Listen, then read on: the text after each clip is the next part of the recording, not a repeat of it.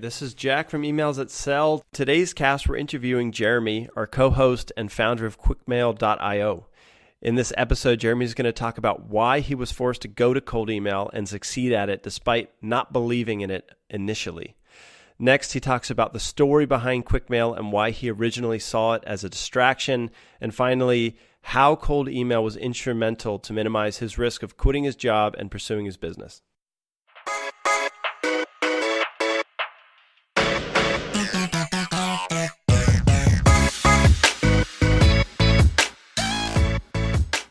All right, so Jeremy, let's talk cold email. How did you come about cold emailing? Kind of what's the backstory here? I struggled for years trying to build a business, and I joined quite a few programs. And as I moved from program to program, my mindset started to shift. And the last program I joined, which was the foundation at that time, kind of forces you to go and reach out to your market and have conversation with your market. And did you have a market in mind when you showed up to the foundation?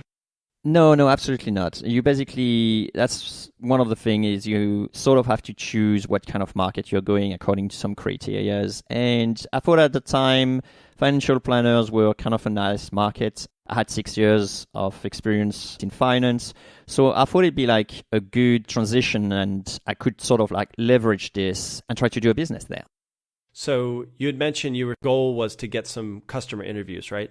Yes, I basically get on a call with a financial planner who has a real business. So it's not like a solo financial planner, but really like a company. So get on a call with a CEO and then figuring out, what is the problem in that market, what kind of thing I could be doing to help them succeed. What was your approach and did it work right away? You're going to love it. So I figured out that financial planners are a kind of industry that wants to act a lot on how they present themselves. So LinkedIn was a great way and window for my sort of like shopping. So I could basically find them on LinkedIn because they need to be found and they need to sort of have a way to present themselves. So LinkedIn worked pretty well. You contacted them through LinkedIn and then what happened?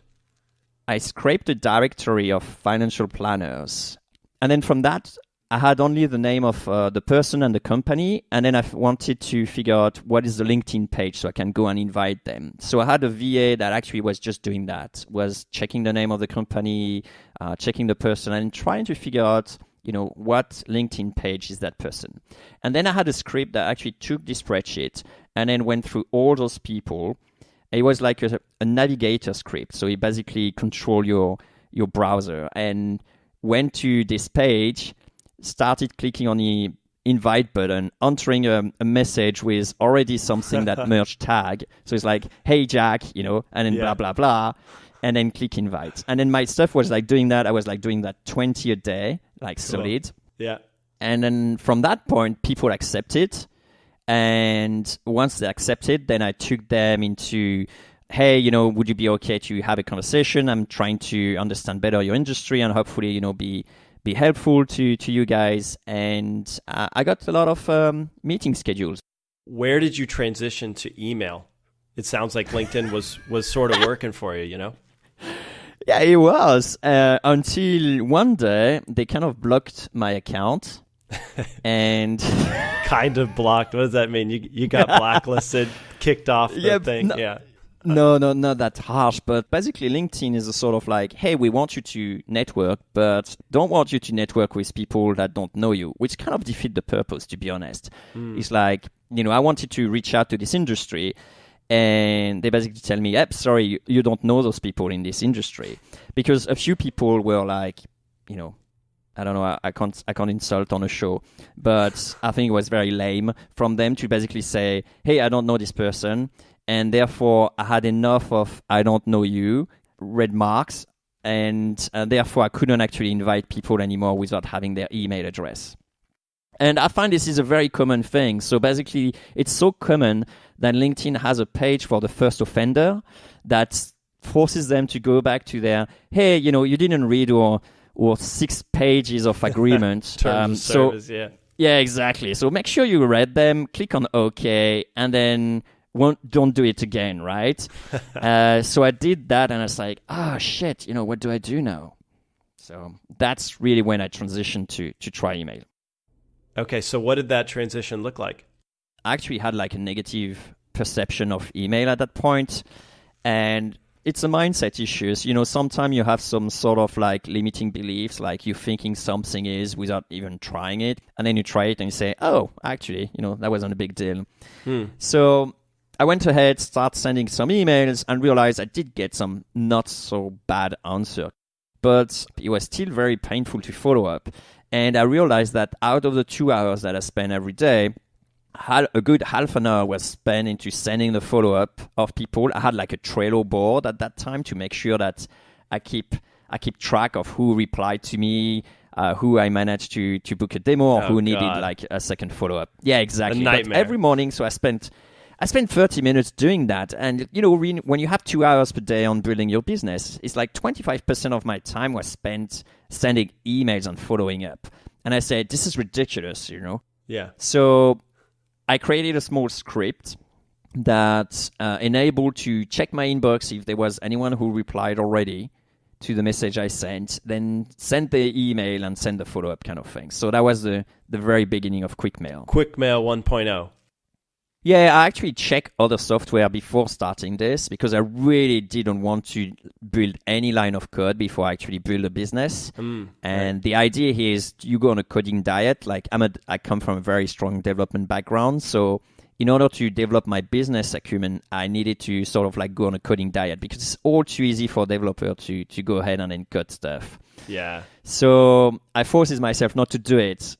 But in this case, it was like half an hour saved every day. So I did that. And thanks God, at some point, I remember the first morning it worked.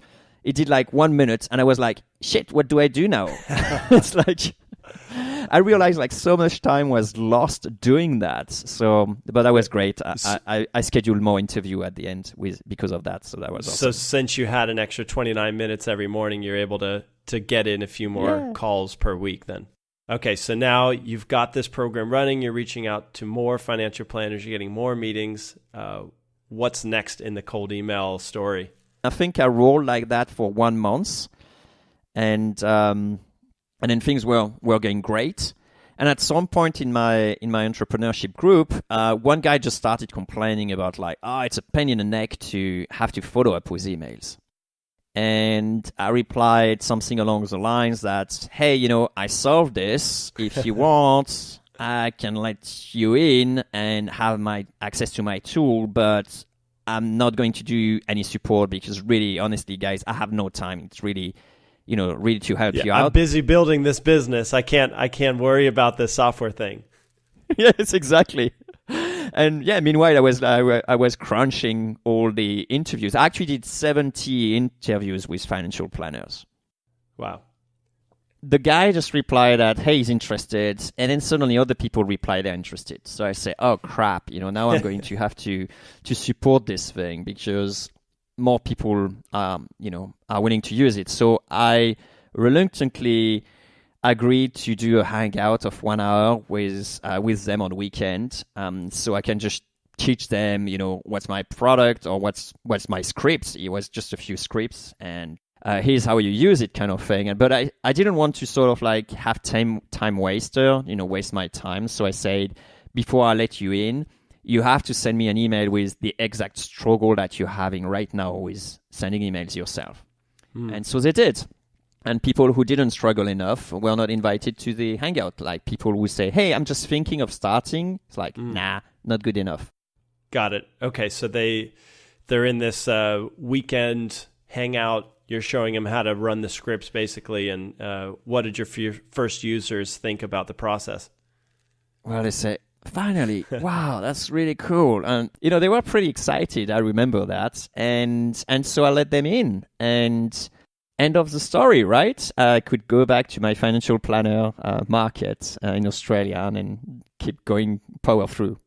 Okay, got it. So this was just sort of almost a favor. This is something that you built. Other people wanted it, so you decided to share it. Yeah, I saw that as a distraction, honestly. But I did it out of sort of like compassion for helping other people struggling kind of thing. Yeah. Yeah. So then when did the light bulb go off? A few days after, one guy just sent me an email and say, Jeremy, why don't you basically start selling that stuff? And I was like, I saw that as a distraction, and if I start getting money, then I have the obligation to do support, right? So I was very reluctant, but I added like a button that did absolutely nothing. So it's like a fourth button on the interface kind of thing. And the button just say like pay $9 a month with PayPal. And that's all I did. And the next day I had my first sale. And I was like, bummer. Now I got to go support this thing. Yes, exactly. It's like, man, what did I get myself into, kind of thing. That's great. So the first version, the first sale came from this web app, single page, 3 buttons and a fourth button at the bottom was sort of like, like buy me a cup of coffee kind of thing. Totally. And so I contacted the guy. I say, almost angrily, why did you buy it? It's like... And he replied to me something that stuck with me ever since. He said, Jeremy, I'm just locking in the price. Nice. Like, oh, that's a nice thing.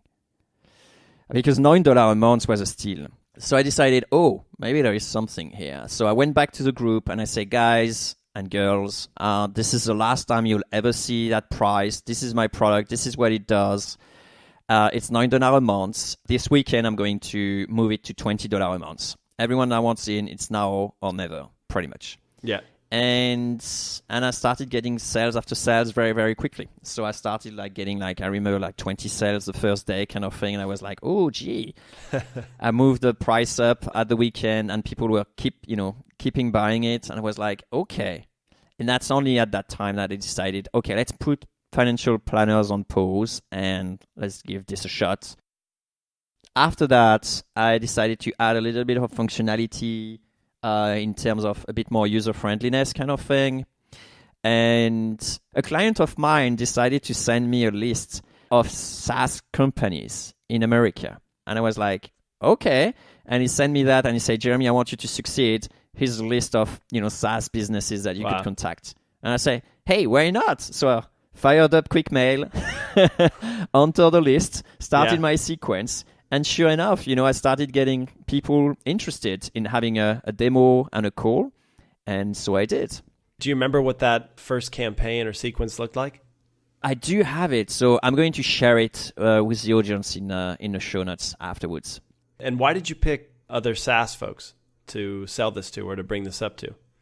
Yeah, 2 things. I think the first one is because I received the list. And I decided hey, I have the list. I may well give it a shot. And the second most important thing is I think that there would definitely be an interesting vertical to try because they were very close to what I was doing.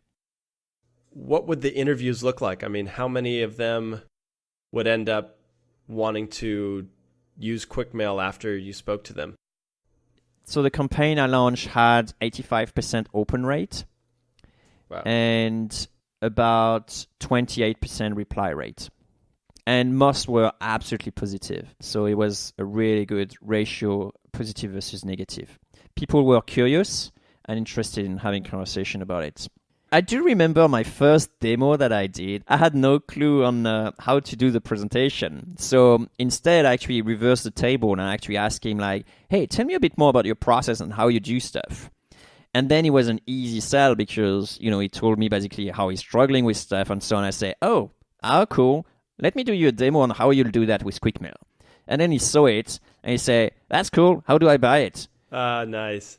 And then I say, do you want to buy it now? And he say, yeah, sure. And he just went and buy it. And I was like, that's cool. It sounds like this was a very easy process. If you're getting a 30% reply rate, most of those are positive. And once they're on the demo, I mean, even just with a really basic demo and sales page, people are converting. Is it fair to say that it was easy to, sell the first 100 subscriptions of Quickmail? It was really easy. Yeah, absolutely. I would use that. You have to keep in mind that I had 0 sales training. Actually, flipping the table and actually asking them, tell me more about your process and your stuff. I think it's an awesome strategy and tactic that I used. There's plenty of things that I did really well without necessarily understanding what I was doing at that time. Do you remember some of the big mistakes or failures that you look back on and something that you learned from? I remember at one point I tried a different sort of like sales tactic and it flopped. And I felt bad about it afterwards, saying is there anything preventing you from buying it right now? And I think I was very pushy at that time in the sales, and it didn't feel genuine anymore. But one thing that works super well is having fun.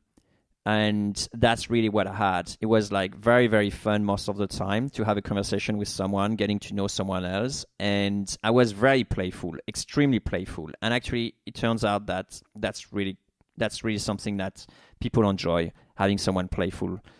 The thing is I never dwell on things I did wrong. I do remember way better the sort of level up, thing that I realized that, oh, that's really cool what I did. And now I'm going to internalize it. Let's say there was 3 big wins that you had, and that was to have fun, go after people like you who have a similar pain point, and just be genuine throughout the sales process and asking questions instead of letting the prospect lead the demo instead of the other way around. So when did you quit your day job? That's a great question. I love it because a lot of entrepreneurs, they actually quit too early. Because at some point, it's there is no velocity in your business kind of thing. It really needs a lot of time to start moving. And people just leave at the beginning. So they spend all that effort and then it moves very slowly. And then they get discouraged, and then they run out of money, and then they leave, and then they go back as employees right away.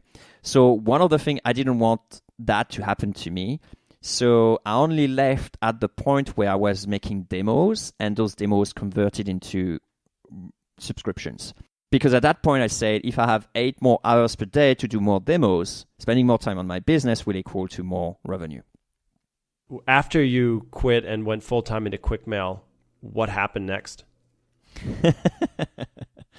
Next is history. Then I reached to a point where I was making 5K a month. That actually gave me the funding to be able to focus on what I truly love, which is making an amazing product. So I really went full time on that. So I was doing part demos and part development. I didn't do any marketing. I didn't do any other things. And I was doing 100% of the support myself. 4 months after I was starting doing demos, something really unusual happened. What happened then was people started buying the product without me being involved. And that was very scary at the beginning. Why was that scary? That's great. It's very scary because suddenly you don't necessarily know why this person is buying your product, what turned them on, what was the key thing that actually helped them. It's a very dangerous situation because suddenly you start being detached from what the market really wants, and the market keeps shifting.